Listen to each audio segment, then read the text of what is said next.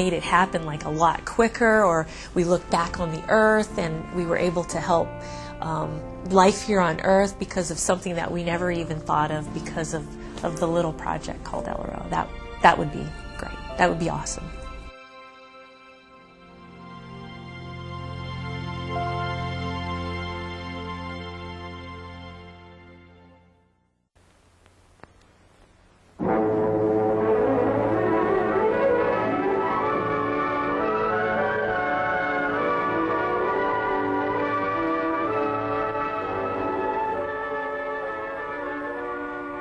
May 15, 1963.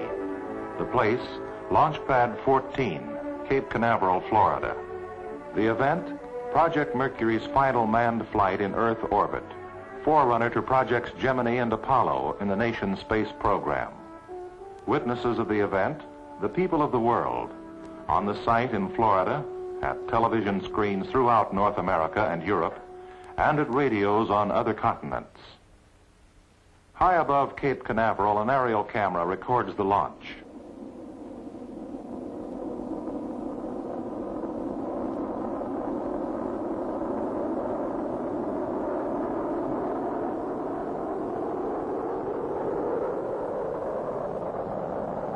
The primary purposes of the fourth American manned orbital flight were to confirm how well man can function in space during a day and a half of weightlessness, and to test the efficiency of the human being as a primary component of a spaceflight system. The story then begins and ends with man. Man as a living, thinking element of the spaceflight system, and the man as an individual, the man who named his spacecraft Faith 7, for his faith and for his friends.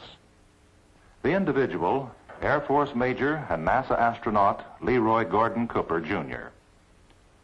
What events in his life led to his selection as the man who would take America's longest stride in space?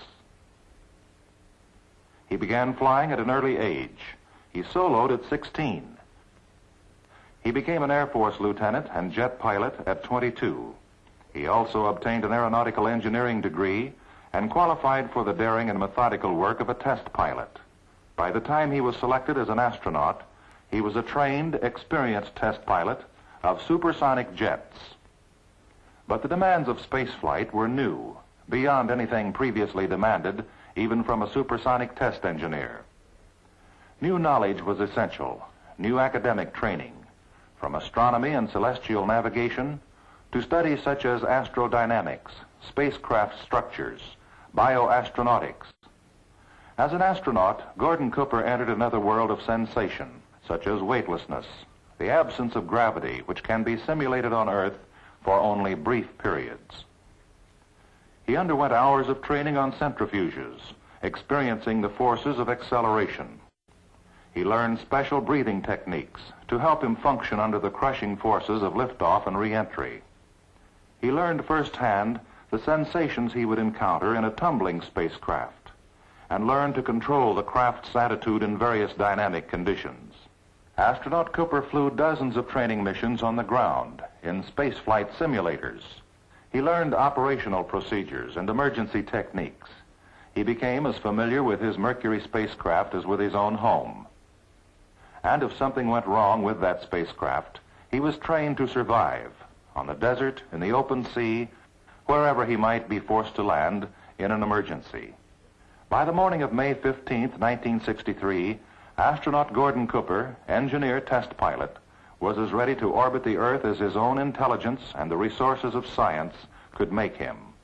Ready as a man, a highly qualified person. But more than that was required. He must also be prepared as the component man, part of the control loop of a spaceflight system. Obtaining medical knowledge of man's mind and body in a period of sustained spaceflight was the most important goal of the mission. To take his temperature, a new oral thermometer was used. When not in use by the astronaut, it is stowed on the right earmuff of the helmet and serves to confirm suit outlet temperature.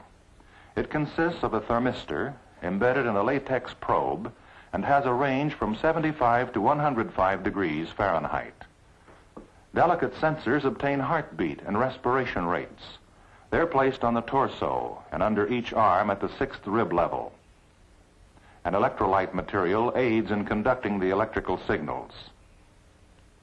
This tiny microphone is worn by the astronaut for taking his blood pressure.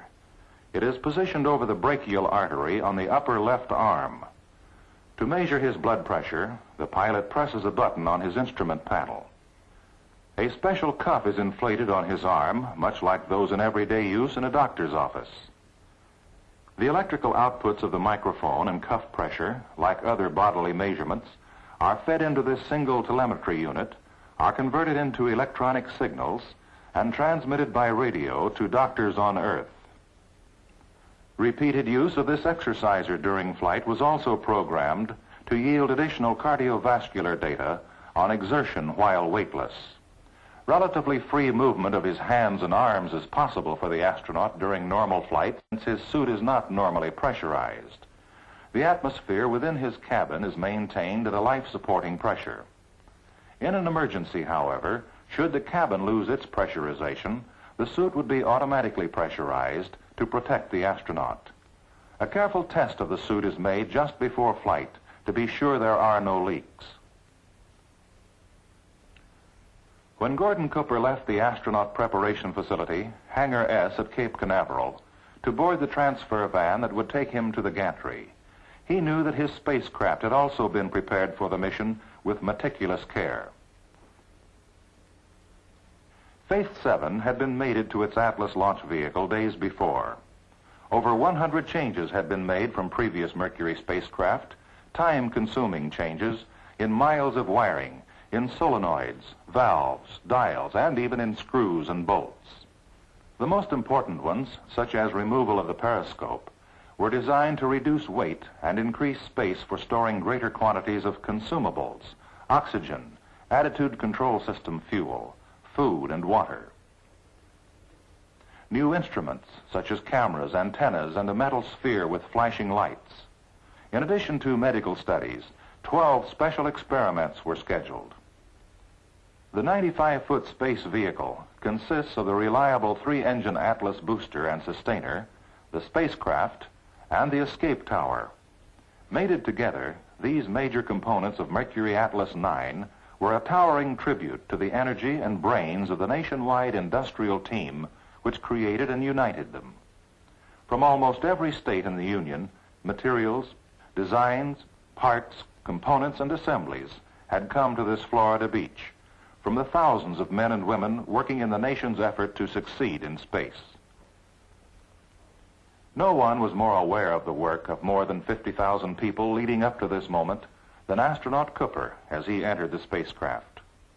He was fortified by the knowledge that thousands more would be standing by from Mercury Control Center to stations around the world. Emergency rescue forces were ready to come to his aid in the event of failure or catastrophe during liftoff.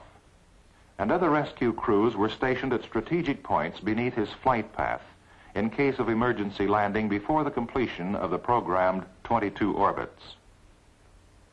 The day before, the MA-9 flight had been postponed due to a radar problem at the Bermuda tracking station. The man, the space vehicle, and the support systems must check out 100% before liftoff. There's no margin for error when a man is launched into the void of space. On May 15, 1963, the countdown proceeded faultlessly. Woomer, how do you read? Green, region loud and clear. Roger. Canton, how do you read? Status is green, clear with background noise. Roger. Around the world, all tracking stations were green for go. This is Texas Capcom, region loud and clear. All status is green. Roger. Eglin, M&O, how do you read? Eglin, M&O, reading you loud and clear. Our status is green. Roger. Test 465 is at T-minus 24 minutes and counting. MA-9, the vast and intricate edifice itself, responded perfectly to the careful scrutiny of men like those who had built it. Stand by for status. Airman. Go. ECS. Go. Sequence. Go. Electrical. Go. ASCS. Go. RCS. Go. Tom. Go. TM. Go. CO. Go.